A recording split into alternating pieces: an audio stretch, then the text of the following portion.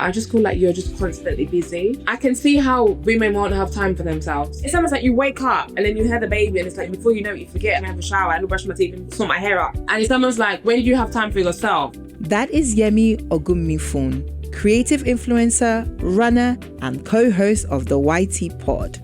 She believes motherhood reshapes how women care for themselves, turning it from an afterthought into an intentional practice. You're just constantly on a roll. There's always something to do. And it's almost like, when you have that 1 hour, you're always busy. There's always something to do. She explains how this constant motion quietly erodes clarity, patience, and identity, especially when no one acknowledges how physically demanding motherhood actually is. If I'm not okay, the kids cannot be okay. I wake up before the kids. If it means me sitting in silence or me going for a run for an hour, I feel like that's been a game changer for me. I can think properly, I can function properly. In this conversation, Yemi shares how movement, routine, and self-permission became survival tools inside motherhood, not aesthetics. By the end of this episode, you will understand how caring for your body is not indulgence, but regulation. I'm Ezinne Asinugo-Onyeka, and this is the Goodmother Series. How are you? I'm good. How are you? What's your morning been? I've been good. What's your morning been like? This morning I woke up early. I went for a run. And then I had to do the school run. And then there was traffic, which was a bit of pain. But other than that, I'm good. How was school run? Oh, there was traffic. And I hate being late. Are you like early people? Apparently they closed at 8:13 or something like that. So it's just wild how the 8:13 just affects 7. I know, it's crazy. Oh. So it affected like a lot of the roads this morning. So a lot of mums were annoyed. Just angry mums getting to school. But you know them ones when your child, you don't want your child to be late because that's when they'll start giving you looks. Yeah, that was funny. But me and Tiwa were just gisting in the car. Listen, I would get to talking about Tiwa because she is literally, you know when two people give birth to themselves? Oh, yeah. Yeah, that's your daughter. She's a serious collabo of both of us, isn't she? What? Like a perfect blend. You can't even say, yeah, I'm more like mom or more like dad. No, you are a combo. What's that song? Na collabo. Na collabo. Literally. She's so funny. Bless her. Honestly. Okay, so I remember you asked me this. This is a tradition in the show. Because we kind of know each other. And I say kinda because today I'm going to deep dive into getting to know you. Okay, cool.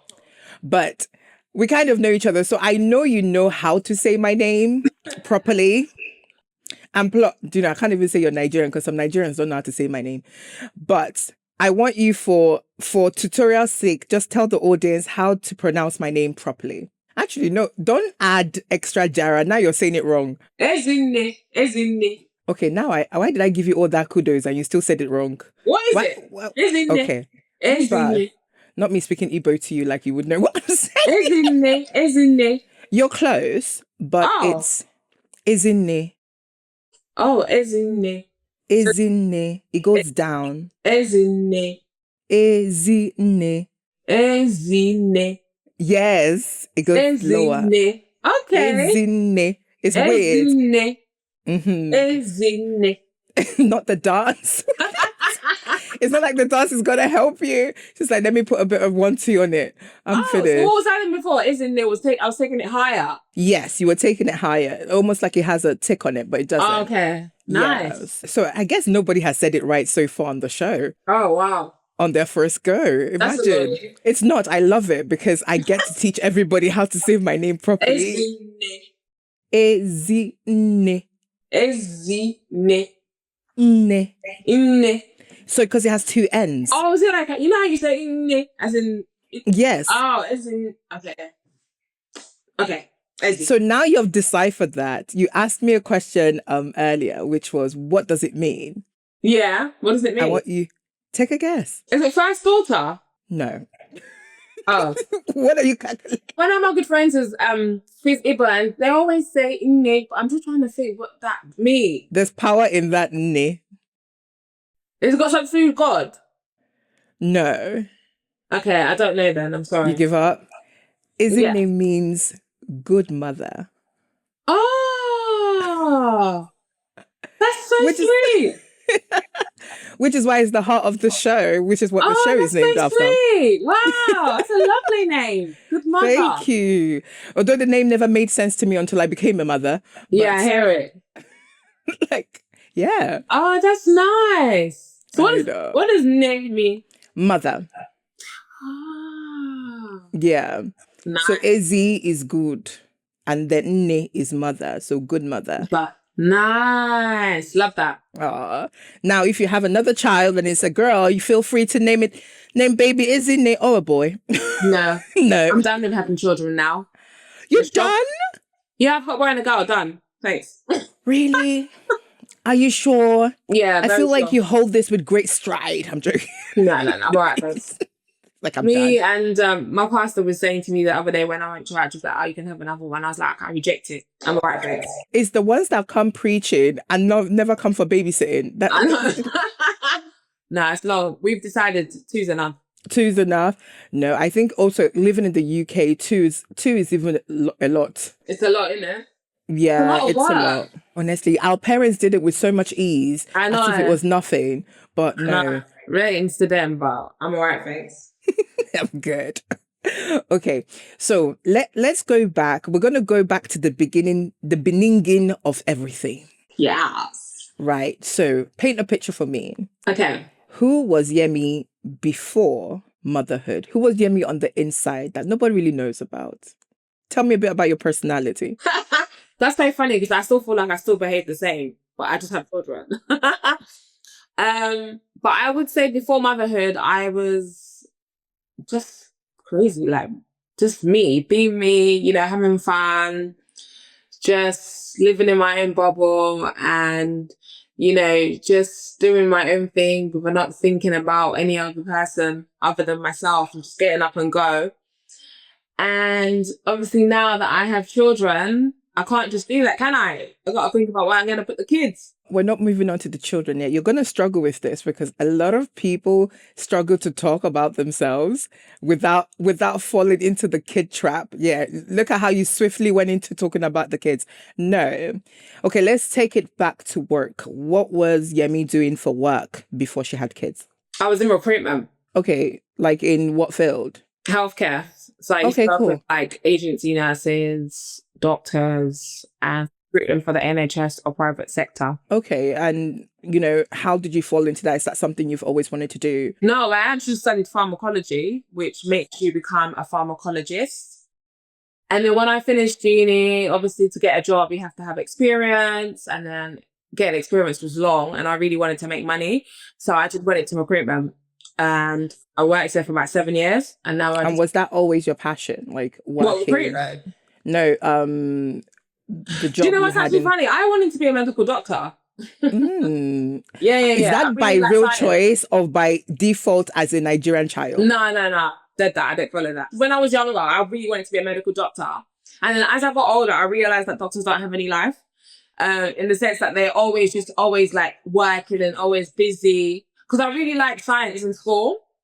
And then as I got to college, I also went through a phase where I just wanted to even do like textiles as well, because I really like textiles.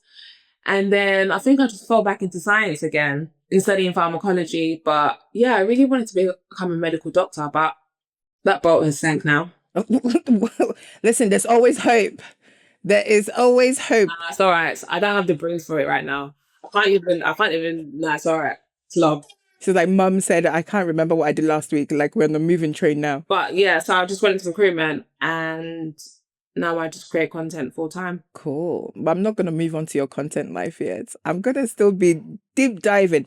Okay, let's talk secondary school. I can just imagine you being such a fun friend. It's so funny because I was speaking to the girls that I went secondary school with yesterday because we're also very connected. Secondary school was lit. For you? Yeah. Secondary school it's so funny because the other day I was saying to Tony, what's one of your best memories? And I was like, one of my best memories is actually secondary school because we had fun. Tell me about it. Tell me one fun moment in secondary school that you were like, yeah, this is lit. Okay, so basically where I went primary school there wasn't that much black people in my secondary school, sorry. So it was just like a few of us that were like the black girls. So the black girls just really stuck together. So that was like our crew. So I just remember like us lunchtimes were so lit. Like we would dance, we would sing, like, you know, MTV Base Days. We would bust joke. And we just cracked. It was just funny. It was just fun. It was just a lovely moment. I can't join you on that wagon. Secondary school was hell. Hell. I went to Sarah Bonnell. That sounds familiar. Yeah, it was an all-girls school. What area is that? Stratford. Oh, wow. Where did you go to school? I actually went to two schools. So I went to Mark Carmel in Archway, and then I went to Great Convent in Essex. See, we moved to Essex. I was in Sarah Bonnell for about 2 years, and then I moved to Essex. So I started going to St. Edward's for the remaining. Where's St. Edward's? Rumford. Okay, cool. Around that area. So then I stayed in St. Edward. But that was such a massive culture shock for me. I don't know if you experienced that when you changed schools. Yeah, there was. It was where I was coming from, everyone was black. And then when I got to Grace, I was like the only black girl probably in my year for a very long time. What did that feel like being like when you walked in and you were like... I was like, whoa. I think it's so different, but I'm not going to lie. I feel like it shaped my life in terms of how I relate to people, because I loved being around just like Caucasian people. Do you know what I'm saying? Like they all just, and it's so funny because I speak to some of them now, like, Yemi, back in the day, you were crazy in school. But yeah, no, I just vibe with everyone. Like, I don't care about the colour of your skin. I just vibe. Do you know what I'm saying? Yeah, no, 100%. But it was good times, man. Good times. Okay, so when you think about your life then until before you became a mom, what did you assume motherhood would be like? A walk in the park. No, I'm joking. I didn't think it was going to be hard, but I knew that it will take a lot out of you. Do you know what I mean? Because obviously I've been around aunties, I've been around like older people that's older than me that's obviously had children, and I see how they obviously operate with their kids, and I'm just like, wow, this is a lot. I feel like what I'm experiencing now is not like a shock to me. Do you know what I mean? It's not like a shock because I kind of like, I have people around me that have kids. So I feel like I've always been in that mindset of like, okay, yeah, when it's time for us to have children, this is how it's going to be. Do you know what I mean? But when you're in it, that's different ball game. And did you ever like, I used to think I would have kids when I'm like 24, 23. Don't ask. I thought I would be married at 21. I thought that I wanted to get married at 21. Yeah, because I didn't have any life ambition. My ambition was to be a mother. Yeah, I wanted to get married. I wanted to be married at 21. By 25, finish having children, all that kind of stuff. But hey. Okay, so what do you think is like the biggest way motherhood, because you've said like, you know, now that you're in it, it's like a different ball game. But what is the biggest way motherhood has surprised you so far? I was saying this the other day, but I just feel like you're just constantly busy. I can see how women won't have time for themselves. Do you know what I mean? Because I just feel like you're like, even the other day, I was like, have I brushed my teeth today? Girl, it gets like that. As soon as like, it's almost like you wake up and then you hear the baby and it's like you can't get to the baby, and before you know it, you forget, oh my gosh, let me have a shower, let me brush my teeth, let me sort my hair out, let me sort my clothes out. But I feel like what I've experienced is that you're just always constant, especially when you have multiple kids. I think it was different from Tiwa when it was just Tiwa, but now that there's two of them, it's just like you're just constantly on a roll. There's always something to do. And it's almost like, when do you have time for yourself? Like, when do you actually just have that 1 hour? Do you know what I'm saying? To breathe. Honestly, to breathe, if you can even get 15 minutes, it will be like luxury. It's a lot. And I just feel like it's like you're always busy. There's always something to do. Or even something to think about. It's the thinking for me. That thinking about, okay, even the bare basics, it's the one I didn't realize would bother me so much, was adjusting to clothing sizes, like when they size up. But you know what's actually crazy about that? This pregnancy with Temmie, you know when you have the first baby, you get really excited and you start bulk buying. I didn't do that with the baby. I was literally buying by size, like, for example, when he was 3 months, he only wore like the same 3 months clothes on rotation. Do you know what I mean? I didn't go and start buying 6 to 9 months because number one, the season, people sometimes forget that the season will change. Yes, that's the lesson I learned as well. Yeah, the season will change. So I was just buying as I go. So once I literally, and babies ain't going nowhere. They're staying at home for like a good 6 months, first of all, unless if you're one of them people that want to be outside. I was literally I just bought baby grows, like 7 of them, and that's what he was rotating. When they got small, go to another person, charity shop, and then I buy another set. So all that buying bulk, no, I didn't do that. For me, I was more referring to like the mental remembering, on top of everything you need to remember, is to remember that you need to shop that they're getting older. Older, yeah. Like why Like- you just pick up a baby boy and next thing you know, it's too small. And It's you're too like, small. oh my gosh, when did this happen? Yeah. Like, honestly. Yeah. Okay, so we've talked about who you were before you became a mummy. Let's talk about when you found out you were going to be a mother. So take me back to the pregnancy moment. When you took the test, what happened? Where were you? Go back to that moment. So basically, 2017, I just didn't see my period, innit? So I kind of had a feeling that I was pregnant. So I think I had slept. I dreamt I was pregnant. I woke up. I actually snuck out the house. I went to Morrison's to buy a pregnancy test. Why did you sneak out? Because I didn't want to wake up Tolu. So I just left the house quickly. And you know, I'm an early morning person, so I just woke up early and I went out. And then I went to go and buy the pregnancy test. And then I came back home, went to the toilet and did the test. They said it was I was pregnant. When I opened the door, Tolu was right there. Oh gosh. Tolu was right there. And I was like, and he was like, well, and I was like, I'm pregnant. And we both just hugged each other. And we started screaming and jumping around our living room. It was so exciting. But yeah, we were excited. We were so excited. It was quick though, because like obviously we got married in October, and I think 3 months later I was pregnant with Tiwa. Oh wow. He didn't wait. He didn't say, do you know what? Nah, we were having a good time. Let's go for it. We were having a good time. Yeah, we were really excited. Let's go back to obviously what was Tolu doing? Wait, by the door. Like, you know what? Because I hadn't seen my period, so I'd been like, I haven't seen my period. So he kind of thought, oh yeah, maybe she's pregnant. So I think he was just waiting for the confirmation. So even when I left the house, I'm sure he was awake. Yes, he was awake. Because even when I got, it was almost like when I came back into the toilet, it was like a comedy skit moment because he was literally right at as soon as I opened it. You know when you open the door and someone's just there. Oh, it was so funny, man. I was just like, why are you here?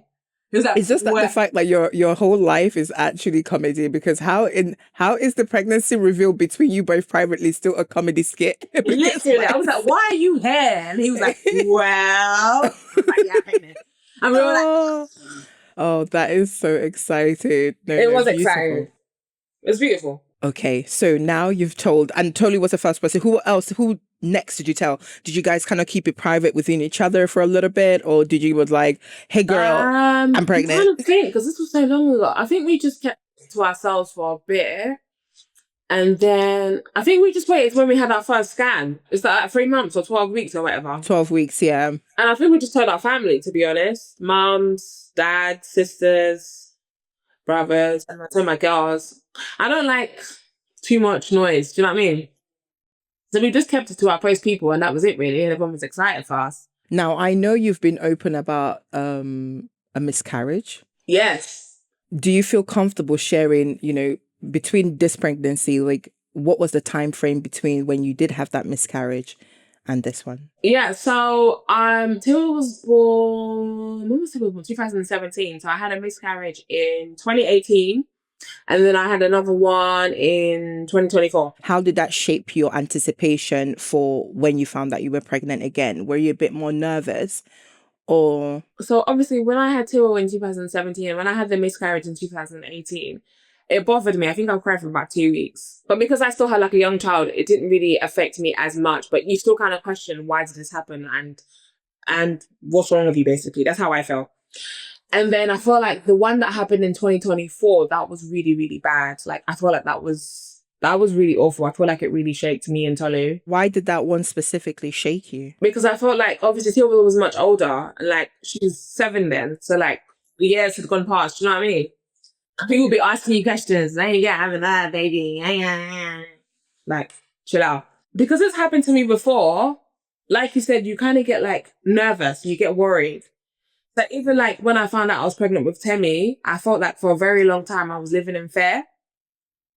Because when you've had a miscarriage, until when you hear that baby's wah, it's almost like you live in fear whether this baby's gonna actually, are we gonna meet this child? Do you know what I mean? And it's a horrible feeling, but It's just like, if you feel a certain way, is baby okay?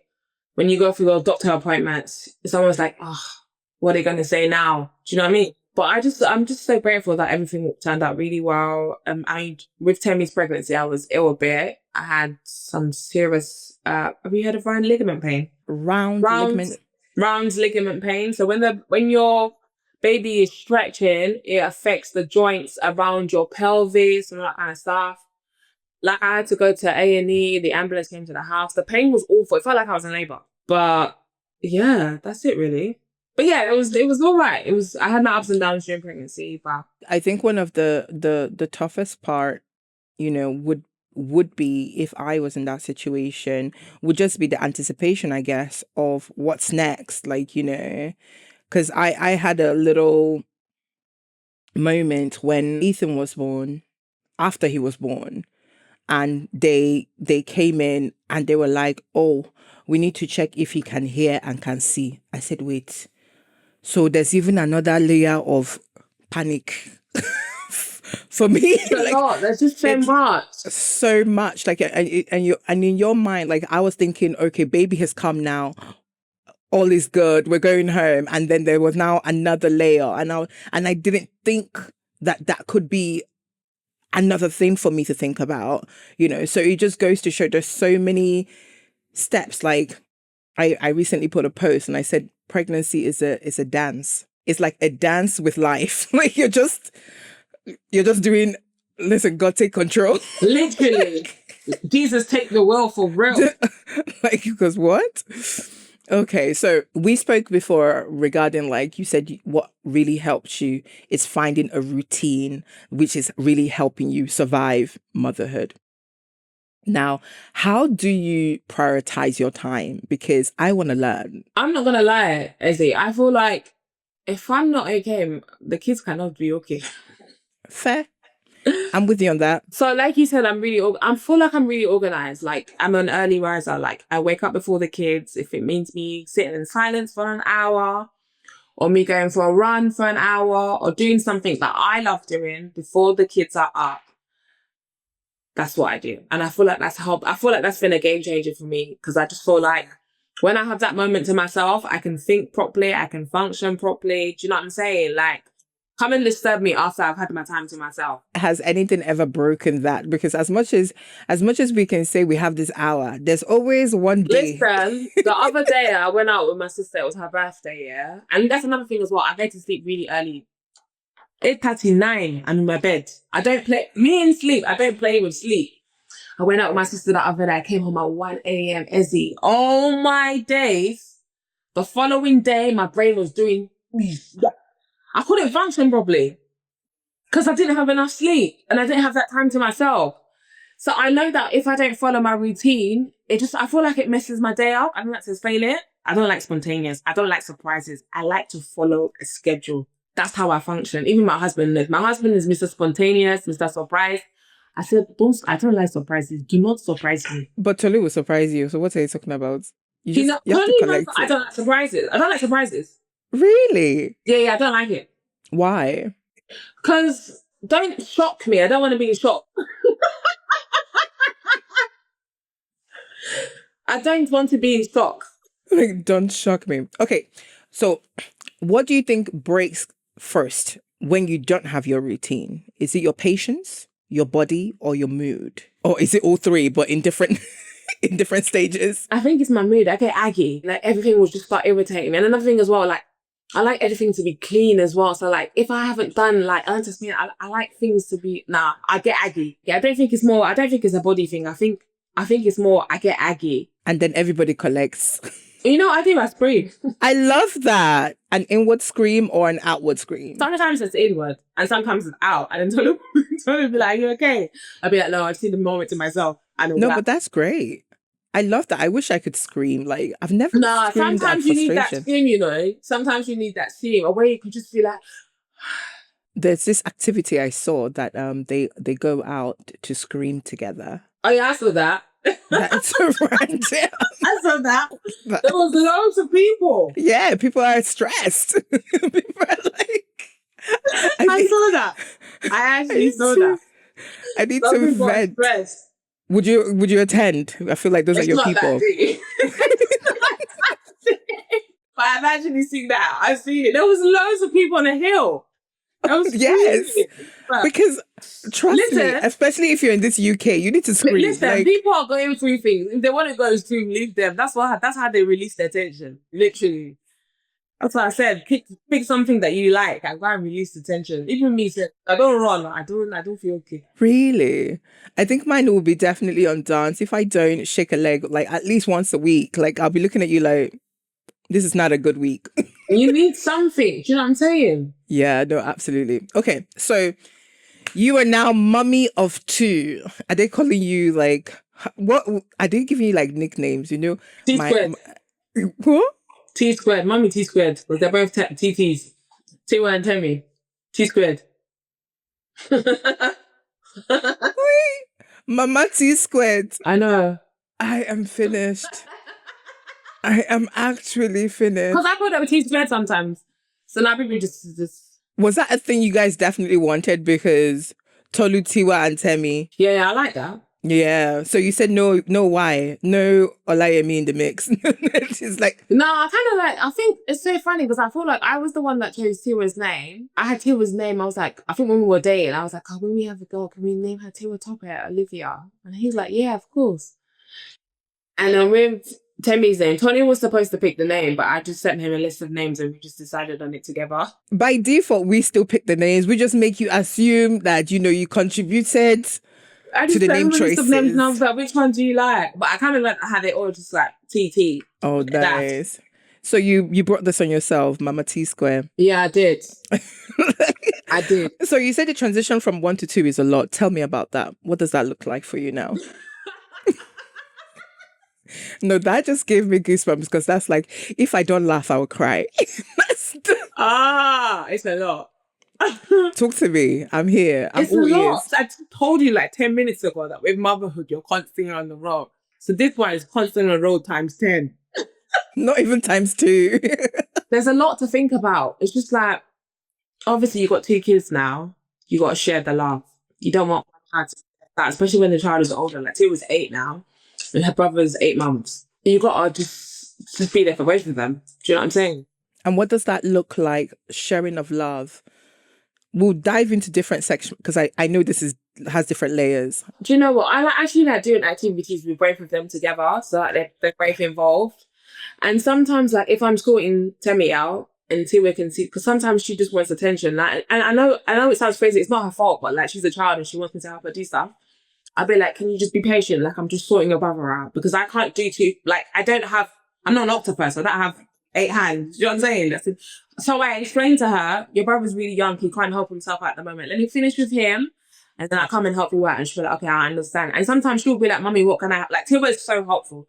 She'll be like, Mummy, what can I help you with? And sometimes I just dedicate stuff to her, like, help me with this, help me with that. But I think it's just having a balance as well. And also just keeping it real. Like, I'm like, listen, I don't have 8 hands. Do you want me to help with your homework for your brother? Do that, especially if Tolly's not around. I'm like, do you know what I'm saying? So I think I've just told her, like, I think with this time of one as well, I'm not forcing it in terms of like, if I'm tired, if I can't do something, I'm gonna say I can't do this right now. Like sometimes I feel like as well, like when you're a mother and you've got so many children, it's almost like you're trying to please every single one of them at the same time. Before you know it, you break down, you crash, you start being cranky, you start being aggy, mood swings, all that kind of stuff. But if you just tell them, not right now, like, let me finish what I'm doing and I'll come and help you out. Blah, blah, blah, blah, blah. Just because, listen, Superwoman will make you. That's why I said Superwoman, you have to hang your cape. You don't hide it, you crash. You crash into one wall like this. Literally. You'll crash. Before we continue, a quick ask. If this episode resonates with you, please like, follow, and subscribe to the Goodmother Series on YouTube or your favorite podcast app. It helps these stories reach the people who need them, and it allows this work to keep growing with care and intention. And if someone came to mind while listening, consider sharing this episode with them. Now, back to the conversation. So aside from sharing the love, what else do you feel like? Time. Talk to me about that. Time. Like, again, like, I wake up, work out, sort out Temmie, feed him, school run. Before you know it, school run's done. You got to cook, you got to clean, do your work. It just keeps going.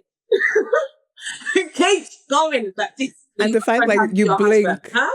you blink and 24 hours is gone. You're like, I'm like, sometimes I'm like, rah, today has gone really quick. Before you know it, I feel like even when the weekend comes, the weekend doesn't feel like the weekend again because it's just like, the weekend should start from Wednesday. I understand. So how is it the weekend? Let's enjoy the weekend. Before you do the weekend, you have to do the uniform. You got to prepare for next week. Then you have to go to church, come back from church, and you got to do family stuff. All that. Can we talk about the cooking? The cooking, oh yeah, I have to make this.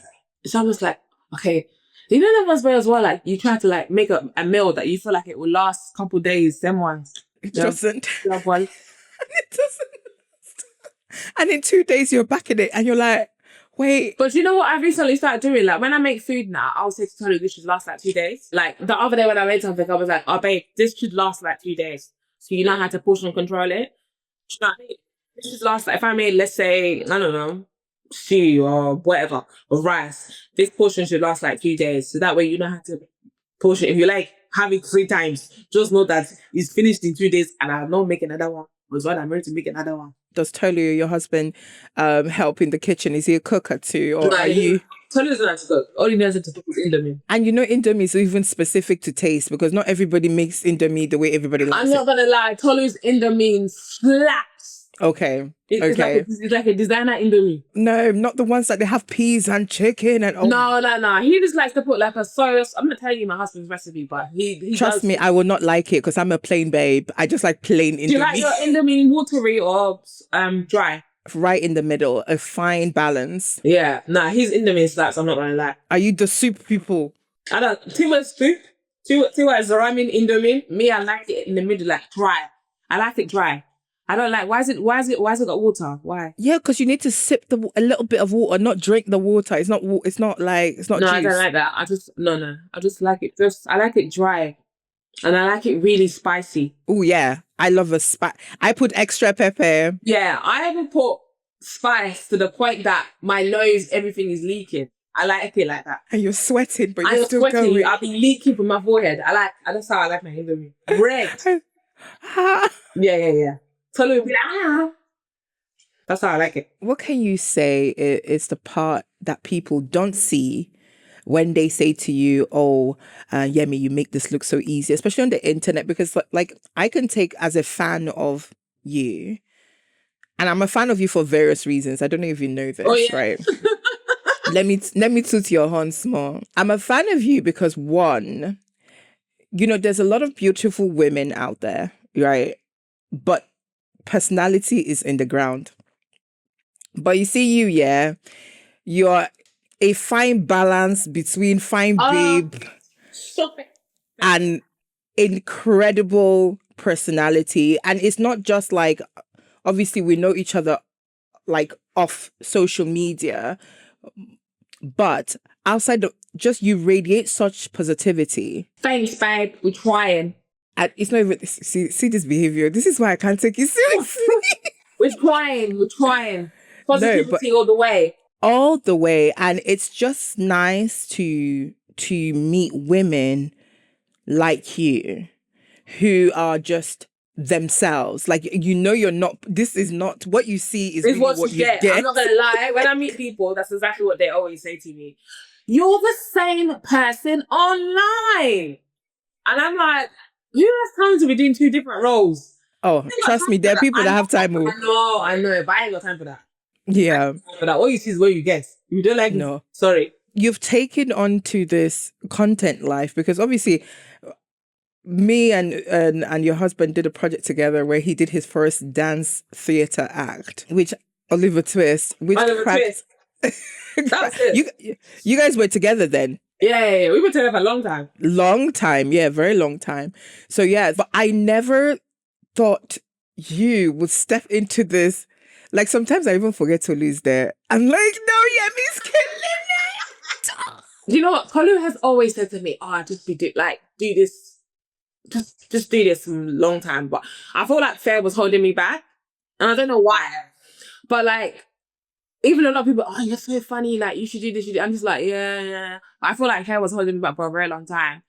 But now I just feel like I'm at that age and I'm at the mindset where I'm just gonna have fun and just. What were you afraid of? I don't know what I was afraid of. I mean, I don't. Not that people laughing at me, because I'm not being funny, but like when I go online, one of the things that I look for is funny content. Do you know what I'm saying? So why am I not doing that? You know what I mean? But I don't know what I was afraid of. I think it was just sometimes, like sometimes if it's something new, it kind of like makes you feel like, oh, how are people going to accept this or something? Do you know what I mean? I don't know. I don't know what it was. Either way, it's in the bin now, so. It's in the bin now. We outside. We're outside. And you really do make it look so easy. But what are the parts that people don't see that, when they say those things, you're just looking at them like, if only you knew. If only you knew. Do you know what? I feel like, and I mean to always feel this, if there was a camera in this house 24/7, you guys would actually see the real raw, like what actually happens. Not saying that it's not the real raw, but I just feel like, I think a lot of people don't know how much of a clean freak I am.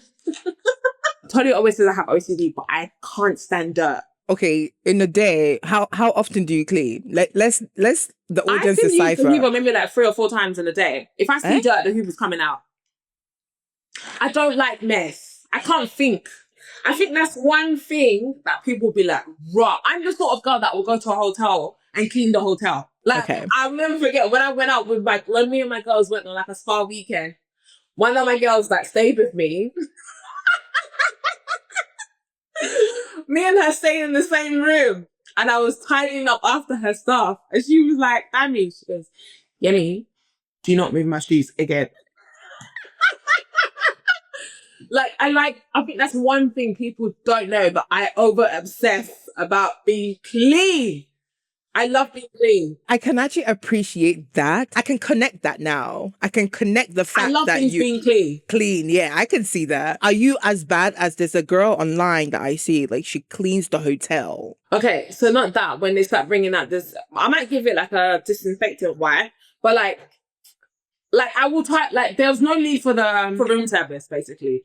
Because I would clean it after myself. You know what I mean? I'm the holiday person that says, today you people are going to clean after me.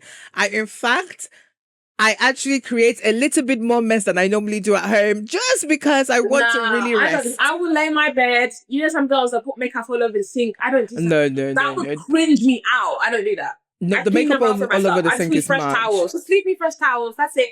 That's it. They must love you on holiday. Yeah, they must be like, you can tell, Yemi, come back. They just start smiling at me. And it's like... Okay, so tell me, aside from your routine, what else are you doing differently now because you're trying not to carry everything? Because I think that's something you've really explained to us, that you hang your cape when you need to hang it. Yeah, when I'm tired, I tell Tolly that I'm tired. Like, I can't. I think with this pregnancy, or even with this having Telly, I feel like when I had Tiwa, I said this the other day on my story, on my socials, I was like, when I had Tiwa, I was always trying to do everything by myself. Because I like things a certain way. But sometimes that will put you in trouble because you're just going to be exhausted and tired. So I feel like since I've had Temi, if I'm tired, if I can't do stuff, I'll be like, Tolly, can you help me with this? Or Tiwa, can you help me with this? Because back in the day, I would just do it all by myself and I won't ask for help. Next thing you know, I'll be tired, exhausted, cranky. But this time, I'm like, guys, someone do this, someone do that. I'm not doing it, da, da, da. And if I'm tired, I'm going to sleep. And I'll tell Tolu, I'm so tired. I can't anymore. Can you look after the kids? This is what I always say to him. I just need 2 hours. That's what I say. I just need 2 hours to sleep. Or I might say to him, I might need an hour. And sometimes when I go over, he'll come and check. Like the other day, I was so tired because I came in my period. I was so exhausted and I slept for like a good 3-4 hours, yeah. He says he came to check up on me. I didn't even know. I was so tired. And when I sleep, yeah, it's like I knock out. I don't hear nothing. I don't hear nothing. He was like, oh, please check up on me. I was like, oh, really? I was like, I was so tired. He's like, oh, and I had a good sleep and I woke up and I was refreshed and I said, kids, mommy care, let's do what we need to do. I'm ready and let's go. Yeah, nah, I just feel like this pregnancy or having this baby, I'm not forcing it. If I'm tired, I'm tired. I can't give you. That's all I What can I give. don't have, yeah. That's it. And I feel like a lot of mums probably struggle with that because it's almost like they're trying to do super mum. I want to do this. And I'm not being funny, super mum will leave you exhausted and drained and tired because you're taking on too much. And the next thing you know, you're just like, oh, slummed. I think it also helps that you have like an understanding partner as well that can give you those, because I know a lot of like mums in my life that it's like they're single in marriage. I know what you mean. I hear it as well. And I'm grateful for obviously that I have Tolu as well. Because I don't even the other day I was like, I don't know how I'd do this if I didn't have my husband. Like me and Tolu, like we work together, like he's really hands-on. Like I'm saying. Because I do know of people where their husbands don't really help that much. And it's not because he doesn't want to, but he's probably just out working. And when he gets home, he's probably tired and exactly. And there's a bit of guilt as well. I think like even if I look at myself, like even when Ugo goes and does his like long shifts and comes back, I actually feel a tiny bit of guilt saying to him, can you shower the baby? Yeah. Because you've been out working all day. If anything, you should just go home, sleep, relax. You know. You're off again the following day. Exactly. So, and I think it's helpful because with Ugo, I don't have to say that. He doesn't have to put me in that position to say, hey, can you do this? He just gets on with it. Yeah. You know, so I think that's definitely a lock in laying. I actually believe being pregnant is trying to lay your life on the line for somebody. So make sure, ladies, it is a useful person. It's so funny how you said that because the other day I was thinking of what I would tell a 25-year-old me, and I was thinking to myself, I would start praying for a husband at that age, and someone that's going to be a good father to my kids and very hands-on. It's so important to have obviously pick the right person that you're going to spend your future with. And who you lay with is very important as well. And who you have children for as well. I said the concept of having a child for someone that will wake up the next day and be looking at you like I don't like you. Or them ones that your body will change and then they'll start making you feel like shit because I carried your baby. Yeah. Listen, and it's probably the baby, the man's head that reshaped the body. You gotta find someone who will love you for who you are after and before pregnancy, all of that kind of stuff. With a body change, stretch mark, everything. And how did you know Tolu was the one that ticked those boxes for you? Because it's evident. He just that's my G. Tolu's just an amazing man. He just gets it. Like, I just love how I can be myself with my husband. Like, you know what I'm saying? Like the other day we were talking about my fupa. It was like, I love your fupa. I love it. I love it. Like, I mean, you've got 2 children. I'm just like, yeah, I hear it, but still, you know one thing, you want to wear bodycon. It's not everyday schemes. Listen, me and bodycon have gone out of the window. I can't and I won't. No, but it shouldn't though, because you've given birth to 2 kids. Sister, I want to eat my food in peace. I'm not gonna lie. When I had Tewa, I was so body conscious. Like, oh my God, my stomach. This one, I'm going to wear skinny. I'm going to wear tight clothes. Even though my thick body. Listen, sometimes you just have to listen. You just have to make it work. 100%. But I think I'm too much of a foodie. Like, I'm not looking at it from a fashion standpoint. Food. Yeah. I'm looking at it from a comfort. I just want to eat and let my belly just go baga.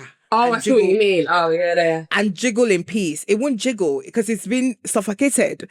I can't be suffocated. No. I know what you mean. Like, over there, I went out with my sister and I was like, I'm waiting something free so I can eat properly. I hear what you mean. Exactly. No. I thought you would never wear bodycon because of your stomach. No. And to be honest, because I danced so much, like I was quite fit, my belly never really did the jiggle thing. No. So it's I think I'm just lucky in that retrospect. I just have lots of stretch marks that look like someone just went. Yeah, I know. Those are the marks of your beautiful children, isn't it? Honestly, but I've never felt like, oh my God, I need to cover these marks, or I'm not fully body conscious kind of person. I'm more like, does this make sense? I'm not body conscious in terms of like what's on my body, but I'm body conscious in terms of my weight. Oh yeah. You want the BMI to be low. Yeah, because I was reaching size 18 with Ethan. You would never believe it. No, I believe it. I was wearing size 16 jeans with this pregnancy. You know when you went to the shop and picked up that size 16, what entered your heart? Because I know what my heart did. I didn't even get this stuff. I ordered it online. I was like, what? Right. I tried size 12. It didn't go up. Size 14. I didn't go up. Size 16. I was like, you know what then? It's all right. We're going to come back. I'm too late. Honestly, that is the most realest and most humbling. It's like you just kept going up and you're like, wait, what? But also, it's because we want comfort as well, innit? Because I just once underneath the bottom, unless you start buying straight. And with me, I'm more one June pregnancy. I reached that key now. You tried. I think I bought different colors that I just didn't end up wearing. It was I just got the one June. I was just rotating the top. To the point that when I was posting content, so people were saying, that same jeans again? Not them realizing the jeans. Yeah, same jeans. Oh my God. Okay, we're talking body, and let's take you back to your cesarean. Because both children are cesarean. Let's go back to delivery day.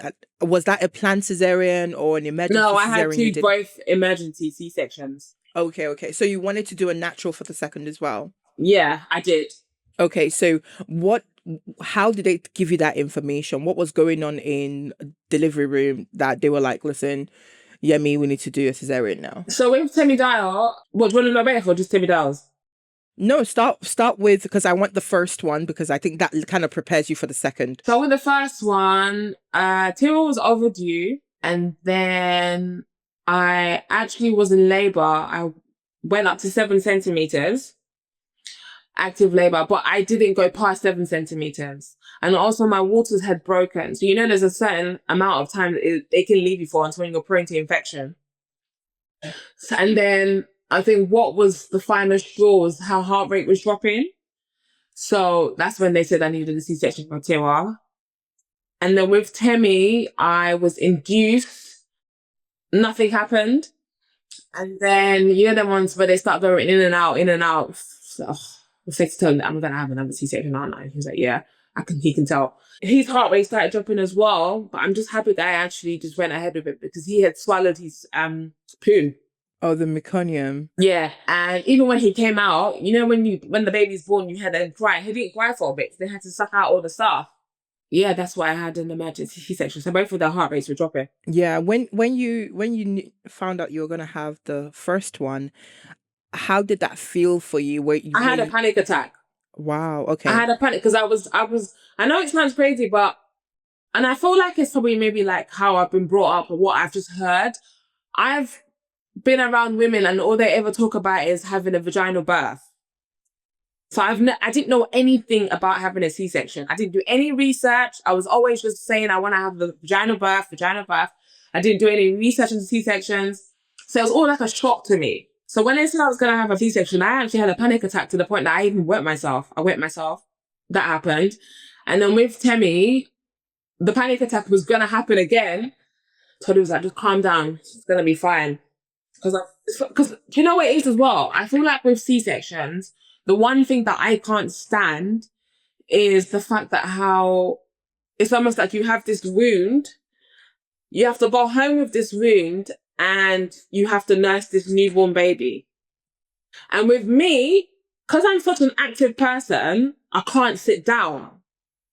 So because when you have a C-section, you have to be on bed rest. Like you should be like on bed rest for like 6 weeks or something, 6 to 8 weeks. And that really gets on my nerves because I want to move. So I felt like with Tiwa, when I got home, I didn't do that. I was hoovering. I was cleaning, I was cooking.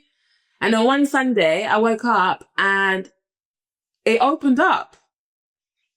Yeah. I was laying in bed on a Sunday morning. I put my hand here and I could see like muck and like blood a lot. And my C-section had opened up. I've gone back to the hospital. And the woman, I'll never forget this.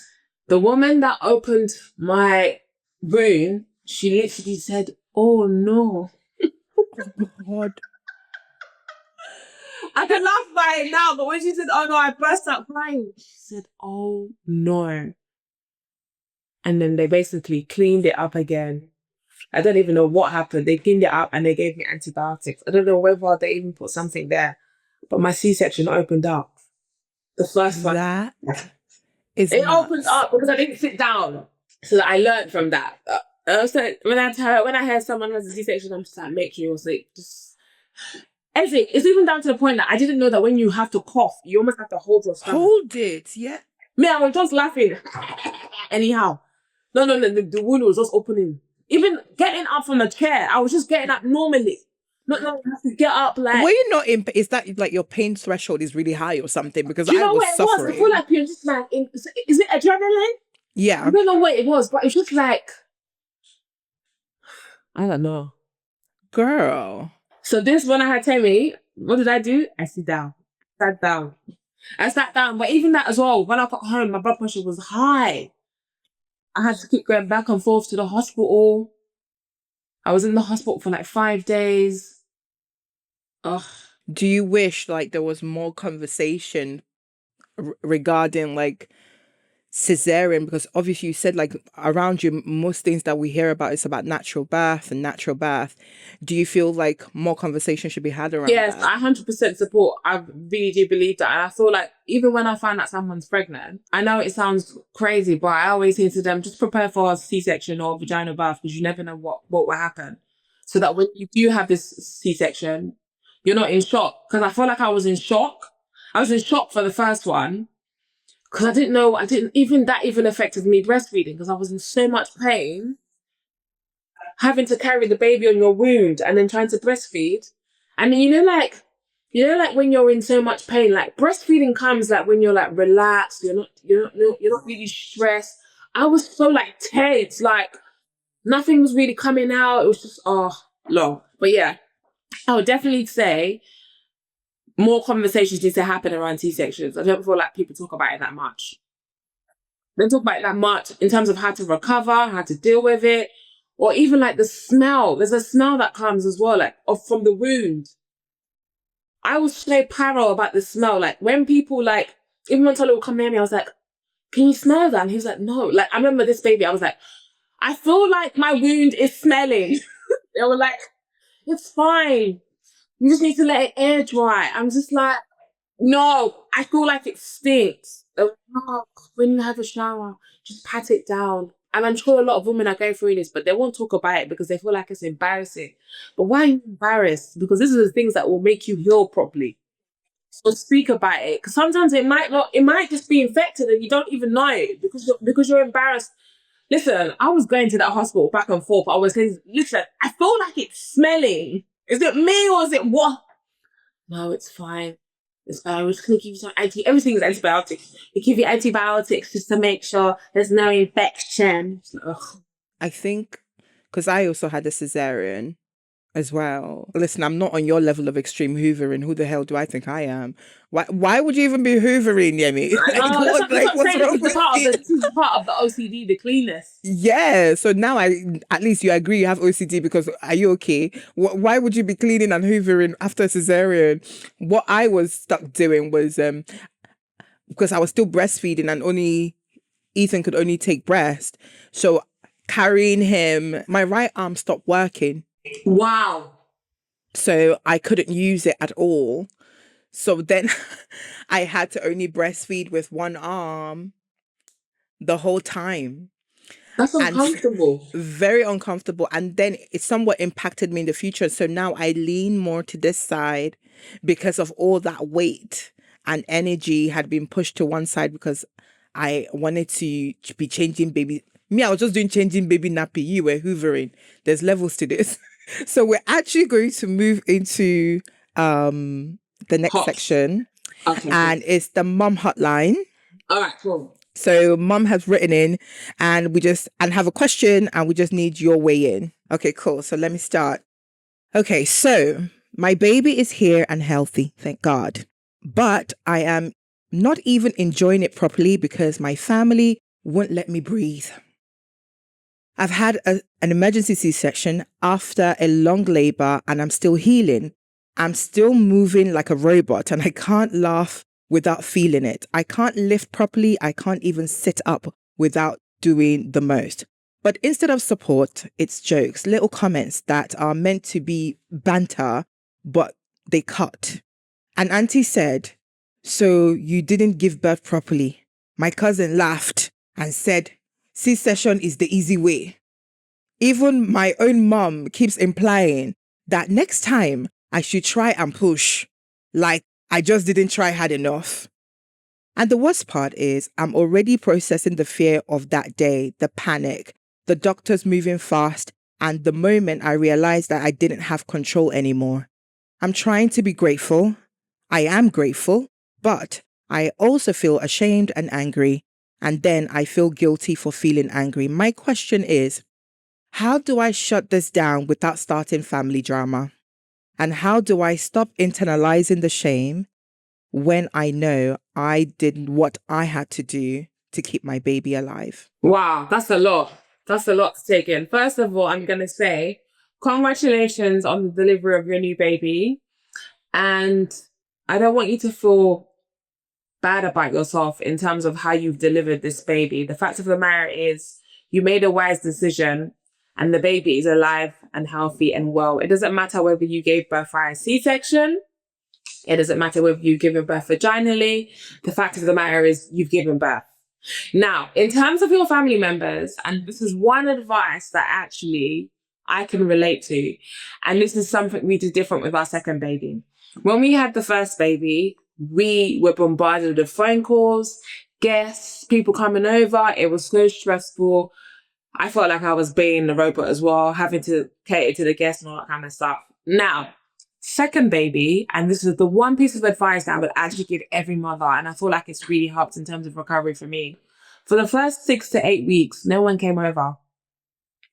The only person that came over was literally like my mom on both sides, my dad if we needed stuff. But in terms of seeing my girls, seeing other people, no one came over until when it was like 6 to 8 weeks after we had the baby. And I felt like that was a really good decision that we both decided to stick on, because I feel like when we had the first baby, we were so overwhelmed with having guests. You know, obviously I didn't think I was going to have a C-section. So it was all new to me as well. And also when you have a baby, like I know it sounds crazy, but this is a new person that's just entered your life. You don't know how they're going to obviously operate. It's basically a stranger, so you have to get used to them. So we just basically had so many people come to our house and whatnot, and we said never again. So when we had the second baby, no one came over. I had time to recover. Like there was no pressure. There was no pressure in terms of recovery or like in terms of like, oh, so-and-so's coming over. I need to cook. I need to clean. I need to do this for the house. We did things at our own pace. So what I would advise is obviously, even I didn't pick up my phone at some point. I didn't answer my phone at some point. Like it was either it would just be off. Obviously they'll call my husband. Sometimes he'll turn off his phone as well. But I feel like it's so important. And you just have that first 6 to 8 weeks of having a baby is very crucial. And I think it's very important that you have that to yourself. So in terms of family, I feel like you just need to basically, in the most respectful way, just say we just need our time to ourselves. I think African parents and African families really struggle with that concept. I think we tried it, but I remember my siblings going, "I beg, what coming to your house?" Nah. But that's the thing, my sister came to come and help. Do you know what I'm saying?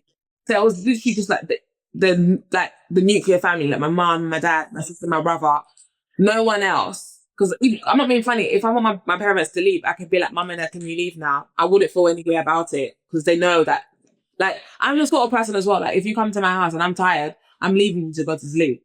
I like that. I'm like, okay, I'm going, like, I'm not shy to be like, okay, can you leave now? Because I'm actually tired.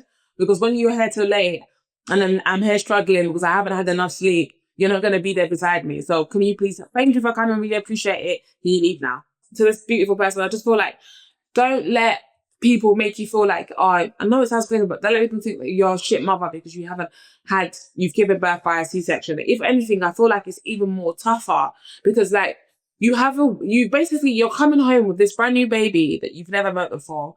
And then you also have to nurse yourself. You've got to nurse this open wound. And not being funny, but like, it's a lot. Like having a C-section, yeah. They literally have to move different organs out the way to bring out this baby. Like it's so deep, like it cuts so deep, literally, that I find it really, really cringe when I hear people say, oh yeah, it's the easy way out. If anything, I feel like it's much harder because you've got this wound. Like you have to be so cautious and careful and whatnot. I think even people that do vaginal birth, like unless they have like a 4-degree tear or something intense like that, they're up and going like the next day. Like I've seen my friends that have given birth by vaginal birth, yeah. Like my goddaughter, her mother, which is my best friend, yeah, when she gave birth, the following day she was out walking. And I was like, when I was pregnant, I was like, I really want this. Obviously, I ended up having an emergency C-section. When you get home, you're just like in pain. Yeah. And it's even when that all the things they give you wear off. Oh.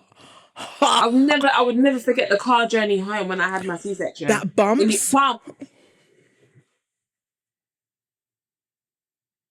Or when you laugh or when you cough, it's just like, nah. I don't think I would ever forget this experience of a C-section ever in my life. Even when people say, "Oh, like reason why we even started this series is because I would ask like my sisters and my cousins and be like, oh, what happened? They're like, I've forgotten. I said, forget what? Me. I would never forget that experience. I'm like, no. It's nuts. Sometimes I even feel like the recovery of the C-section is even worse than the labor. Yes, I agree with you 1,000. C-section to C-section people, I agree with you because what the heck? I feel like it's worse because when you get home, it's just like... And then it's not just the healing, it's also like mentally, it's like you're almost still pregnant because you still have to maneuver everything. Like you can't just get up, you have to turn left, right. Everything has to be gentle because the last thing you want is for it to bust open. You can't even shower yourself. No, you can't. Ezinne, do you remember the first time we took a shit? Bro, when they took out that catheter... I will never forget the first time I had to poo after a C-section. Even pee, it was horrible. Now that it's obviously the latest one is still fresh, but I remember being in the hospital trying to bust a shit, and it's because because you've been cut, you don't know how to sit down as well. Yeah, and they were just trying to push, and then nah. Because then you realize the process of pooing is through your abdomen. And you're just like, wait, I don't know how to do this. It's a lot. It's actually a lot because it's almost like it has to everything needs to reconnect again together. It's a lot, but yeah. But see, well done. Congratulations. You are a beautiful woman for giving birth, however you gave birth. It doesn't matter whether it's vaginal or it's C-section, the baby's here. And listen, just make sure you protect your peace. It's very important so you can function properly. Because if you don't protect your peace, you just be angry, cranky, all that kind of stuff. Ain't got time for that. But yeah. The baby's here and you're here. That's it. That's all that matters. That's it. Okay, so another write-in for you, Yemi. Are you ready? Yeah. I have 2 kids and I feel like I am failing both of them every day. The baby needs me every second, feeding, crying, contact naps, the whole thing. And my older one is acting out like I don't recognize them anymore. They're clingy, demanding, jealous, and sometimes just wild. I'm trying so hard to be patient, but I keep snapping. Then I feel horrible and then I cry. It's like I'm constantly choosing one child over the other. When I am with the baby, I feel guilty about the oldest. And when I'm with the oldest, I feel stressed because the baby's crying. And I feel like the whole house is running on my nervous system. I understand. I keep telling myself I should be more organized, more calm and more gentle, but I'm tired. I don't even feel like a person. I feel like a service. I love them so much it hurts, which makes the guilt even worse. My question is, how do you handle the jump from 1 to 2 without losing yourself? And what's one thing I can change this week so I can stop feeling like I'm drowning? So it sounds like to me there that you need some love, some self-love for yourself. The one thing I would advise is, number one, I feel like what's helped me is being organized. You need to be organized in terms of, I'm not going to lie, having 2 kids is a lot. Like the transition from 1 to 2 is a lot. Even if there's an age gap, it's a lot. So I would suggest obviously being more organized, because I feel like that will help you in terms of like structure. In terms of like, obviously, I think you should do more activities with both of them together. So like maybe get the older child to help you with the baby. I don't know whether like I don't know what the age difference is, but like, bring a nappy, bring a wipe. Do you want to help me make your baby, your brother or sister's bottle or something like that? I think bringing them together, that way they don't feel like mummy's showing attention to one child and more than to the other one, will be very helpful. And also if she has help as well, I feel like if someone's around to help her, I feel like she should ask for help and have time to herself, even if it's just like for an hour. Because it seems like if she's really needs time to herself, even if it's just for like 1 hour. So I feel like what she should do is ask for help if that's available. And also as well, like, and then she said she's very tired.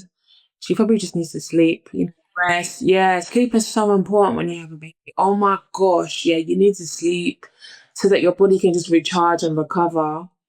So I would recommend that. So just basically be more organized. If it means you waking up earlier than the babies, just to have that moment to yourself. That's what I do. I wake up before the children and I literally sit in this living room for like an hour just in silence, just so my brain can literally recalibrate and have a structure in place. So like, I don't know how old the baby is and whatnot, but like, I feel like structure and having a plan really helps in parenthood. There needs to be like a plan, like, okay, this is bedtime. This is feeding time. This is time for yourself. This is that. This is this. This is homework time. This is what we have to do. Because if not, it just keeps coming and you just feel like you're on a constant cycle. And then it's just like, when do I have time for myself? So be organized, have a structure in place, ask for help. You don't need to always just feel like you need to do everything by yourself. Ask for help. Have time to yourself, even if it's just for like 1 hour, 30 minutes, where you just look after yourself. Have a nice bath. Drink some wine. You need some alcohol. You need some alcohol. Just like, to chill honestly, out, the concept of having a village, I always talk about like single parents and single mothers. Honestly, really is. It must be. I'm looking forward to having a conversation with a single mom as well, because I just genuinely would like to know what is happening, because this sounds, although she hasn't mentioned anything about a partner, but this feels like a single mom or even a married single mom, whereby you might be in a relationship and you're still doing everything yourself. I think this is where a partnership or a village is necessary. I think I was having a crash out the other day myself and I just called my friend and she was like, yeah, I'll just bring my child over so that they can play with Ethan while I just oversee them. And babe, I slept from 12 o'clock to 7 p.m. I just needed sleep. I hear it. I needed sleep. I said, I need to close my eyes. When you woke up, I bet you felt better. What? I felt, yeah, okay, let's go. Let's do this. But I just needed uninterrupted shutdown. Like when you have kids, yeah, and then you and your husband, like, you plan like, that weekend you're gonna go out, do you know the amount of times that me and Tolu have just slept peacefully, as in for hours? Not the ones where you hear where you hear, mommy, can I? Yeah. Can I? You just uninterrupted. sleep. That's the best, because I feel like as moms, we're always tuned on all the time. Even while I'm sleeping at night, I'm not sleeping because I'm timing for when you need to wake up. Okay, food, this, I'm calculating. It's like you actually don't ever, like, you don't sign out. No, literally no. It's like you're sleeping, but then it's almost like your sleep is not deep. No, it's never, it's You know that since you've I got became a kids. mother, it's never been deep. Like, Yeah. unless I have someone like trusted like that in the house with my partner and the kids, then I know I can't. And I said to them, even when they were coming, I said, do not wake me up.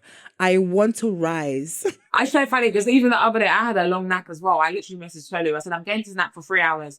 Please do not disturb, in caps. I knocked out for like 5 hours to the point that Tolu even came to the room and he was like, I came to check up on you. I was like, like, when I knock out, when I'm tired, when I know that Tolu's going to look after the kids, I'm gone. You're gone. Yeah. That's and the then when best. I woke up, I was like, yay! man's that? And honestly, the children experience just the best version of you when you're like that, like when you're beaming, not just like snapping. And the snapping is so real. Like anytime I ever tell Ethan off, like intensely over something so minute, I need to take a nap. Yeah. Sometimes you just need that. My thing is, if I don't have a good workout, if I don't work out, if I don't have a good sleep, I'm cranky as fuck. Like, it's wild. Once I have them two things, I'm good to go. Yeah. Okay, we have one more. Cool. Okay, guys. I don't want to breastfeed. I'm tired of pretending I do. It hurts. I dread it. And my mental health is dipping. I've tried and I don't feel like myself. I feel trapped in my own body. But everyone around me treats formula like a moral failure. Like I am choosing the easy or I'm selfish. People make comments, family, friends, and even random moms. Breast is best. Just push through. You'll regret it. And I'm sitting here thinking, why do people talk to women like this? I am feeding my baby and my baby will be fine, but the constant judgment is messing with my head. I keep second guessing myself and I feel like I am not a good mom. Even though that I'm doing my best, my question is, how do I stand firm in my decision without feeling guilty? And what do I do? And what do I say to people who keep trying to shame me? This is a very interesting topic. Okay, coming from a mother that did not breastfeed. Okay, it's so funny. So when I was younger, like really, really young, when I was thinking about becoming a mum, funny enough, I was always against breastfeeding. I don't know why, but I just felt it's not for me. Yeah. And then when I had Tiwa, I think I just thought in the plan I wanted to bottle feed anyways. Then I changed my mind. I was like, oh, yeah, I'm going to breastfeed. Anyways, I couldn't breastfeed because it was painful. It was too painful and I was struggling with it. And I just bottle fed Tiwa. And then with the second baby, I just said, I'm going to bottle feed. Like, I'm the sort of person, I don't like stress. So, and I feel like with breastfeeding as well, like if you're in a stressful environment, it doesn't. Now, in terms of people, you're right. You're feeding your baby. That's all that matters. And I had the same mindset as well. Like people would say around me, oh yeah, breast is best. Yeah, that's nice. But I feel like it's very important. I feel like it's very important when you make the decision of bottle feeding to stick by it and just be strong. Like people, listen, whatever you do in this life, people will always talk. Whether you bottle feed, whether you breastfeed, they say you're not holding the breast well, you're not putting the bottle somehow. I think once you've made your decision of what you want to do, just stick to it. And if you feel like you're not strong enough, I know it sounds crazy, but like if you're a new mom and you've decided to bottle feed and you feel like you haven't built the confidence or you're not strong enough to feed your children in the presence of other people and not allowing their whatever they say to affect you, I think just stay at home until you're strong enough. Do you know what I mean? Because like I said, them first couple of weeks of having a baby, you are so vulnerable. Anything can trigger you. So I feel like if you do want to bottle feed and you're worrying about what people would say, I think just stay at home until when you feel like, okay, yeah, I know this is best for me and my baby, and we're doing this, and then you're ready to step out. Do you know what I'm saying? That way, you know what you're doing. No one's words can break you and you can keep it moving. And listen, bottle feeding, breastfeeding, all that matters is the baby is fed. That's what that matters. It don't matter what route you're taking, whether it's via the breast or whether it's via the bottle.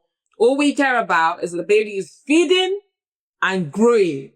So bottle fed, breastfed, they are all fed. And also, like, what a lot of people don't realize, the child also sometimes dictates what you do. Like, some babies don't even they want don't even want breast. Some babies, like Ethan, did not want no bottle. He didn't want no dummy. He said, no, I want that. I understand it has its benefits. Yeah, that's nice, but not being funny. But now that we're all older, are we all asking if you bottle fed or breastfed? Is that a question that we ask each other? Hi, my name is Yemi. Are you I am bottle fed or are you breastfed. I don't. That should be the newest introduction to yourself. It's like, hi, I'm Ezinne, I am breastfed. No, honestly. Does it matter? It really doesn't matter. I think a lot of people, I always say this, people that say certain things just don't have anything to say. They just want to talk. Just people just open their mouth. Wow. They don't even know how it's going to affect people. Literally. That's what, no, honestly, you see this world that we live in, we need to be careful how we open our mouths. It's not everything you have to say. It's all right just to look and not say nothing. Honestly, if it's not positive, just close it.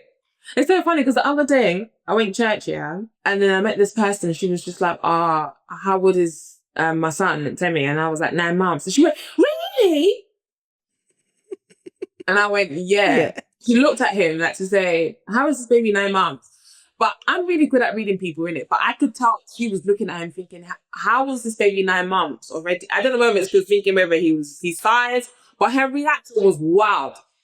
Literally, I'm random people like, oh yeah, I know how to react in it. But if that was a mother that was like feeling somehow, she would have been like, why did she say really? Does she think he's small? Does she think he's big? Am I not doing a good job? I'm like, why did you say really? Do you know what I mean? But I just laughed it off. And I was like, Alice, you're always cute. Even falls down to like, obviously because I'm carrying big, when people see me, they don't even understand this actually irks me. But when they see me and they say, you multiplying triplets, it's just one. Yeah. I'm just fat. People just love to open their mouth. Just love to open their mouth. Just close their mouth. Honestly. Okay, this actually takes us right nicely into the next segment. And this is more about you. We've supported the mums in the mum hotline, but now it is time for Yemi to tell us her ultimate pet peeve. This is stop doing that. The thing that you need to bring to the public to respect themselves and just stop doing it. What is yours? I just think people should stop being horrible to people. Like, I just feel like we live in a society now that everyone just always... People are not as nice. People are not as nice as how they were back in the day. Everyone always has something to say. If it's not negative, it's body shaming. Like, people just need to stop being horrible and just be nice. Yeah, I think that's about it, really. Dig deep. What's the one thing that's been happening that you just see and just like, just stop doing that. Stop it. You know what, Izzy? I live in my own... It's like I live in my own bubble. I don't even see none of y'all. I live in my own bubble. Like, I'm just like... And maybe stop comparing yourselves to others. Okay. Yeah. That's a good one. I think in terms of... obviously, because we're talking about motherhood, but I feel like... in terms of like snapping back, stop comparing yourself to others, because I'm not being funny. You do not know what so-and-so is doing behind closed doors. You don't know what they're eating. You don't know what pill they're taking. You don't know what injection they're jabbing themselves with. So you see some people online, I just gave birth 3 weeks ago and I've got a flat stomach. Okay, that's good for you, but that might not be the case for someone else. And someone would see that and they'll feel like discouraged. Oh my gosh, when is this stomach going to go flat? When is this body going to go back in shape? So I think it's very important that we stop comparing ourselves to one another and just do what works for us. Do what works for you. Do you know what I'm saying? Yeah, no, I hear that. I agree with that for sure. But yeah, stop comparing. Although when I saw that, is it Nara Smith? Is that her name? Oh yeah, but she was already slim though, and that's what I'm saying. I'm not being funny, but everyone's genetics is different. I said, wow. Yeah, exactly. It could never be me. Genetics is Listen, it could never be but me. anyway, once you have this baby, you're probably gonna go back flat anyways, because you've got like abs and you work out, all that kind of muscle memory, all that kind of stuff. Do you know what I'm saying? But even that Nara Smith person, she was already slim. No, she was slim. Even during pregnancy, she didn't put on that much weight. No, 100%. But there are people. And she eats healthy as well. Like, do you know what I'm saying? So you can't compare. Like, the lifestyle was different. I was having during... Me, I was chopping. I can't lie. I was having full English every single day. Fried toast. I love it for us. Sausage, bacon. Come on. Baked beans. Yes. Everything. I did not do one exercise while I was pregnant. I didn't do a single exercise. I was hoovering everything. I just bring it to me. Feed me. I am working hard. So now that I've had the baby, let me get back into shape by doing my exercise, going for my run. Now, when I was pregnant, I was enjoying myself. So you can't compare. It's sometimes a lot already. Yeah. Sometimes it's just be going on like, yeah, someone had a baby, they've got their body back. Okay, that's nice, but me and you are not the same. And another thing also, we're not the same age. Yeah. Age is also a playing factor. We're not age mates. You're 18, you have a baby, and when you're 38 or 35, everything is different. Metabolism, all that kind of stuff. It's not easy. So I can't compare it. It's true. It's so true. Oh God, that's so funny. You have a baby, you lose your hair. Some people, their hair will grow long. You are coming with your hair. Did you lose your hair? Because I lost mine. What? I posted this the other day. My hairline was all the way here. I didn't have any. It was giving you like all of underneath hair. Not the U part. Was skin. Oh wow! But that's because I also did have what's that thing that you lose when you have a baby? Is it iron? Yeah. Basically, I should have had an iron transplant, but I didn't. I lost a lot of that. Yeah. So apparently that really affects your hair. But listen, you have a baby and lose your hair, sister. But it'll grow back. Yeah, it really does. Like, yeah. I did a post as well about my hair loss. Bro. And it was fuller. Listen. And even the way the hair loss happens, you're just like, wait, is that me? Is that who I am? I think my hairline was hair. I remember I packed I'll show you the picture after. I packed my hair, little hair, and the hairline, all of this place it was giving. I even sent a picture to one, what you call that? Try something. Try something just that helps with the scalp. Oh, okay. They named it something. But you're so blessed. You have such a beautiful head shape. So like short hair really does give you a vibe. Not everybody can pull it off. Not everybody. That's why when they lose their hair, they're losing their mind because they're like, the head shape. It's real. But you know what's actually funny? I'm not really fussed about hair. You know, one time I shaved my hair off completely bald. Yeah. I did it during lockdown, like skin. 100%. I'm not attached to hair either. I just feel like it will grow. Yeah, that's it. Hair will always grow. Just leave it and don't put it on my products. It will grow. Just like how hair grows in your bag. 100%. Let's not even talk about that right now because if I tell you what's happening right now, you'll cry for me. You'll be like, Ezinne, all the way together. Because what is this? Like, let me not embarrass my husband now online. Because what you can do with my own, only God knows. Only God knows.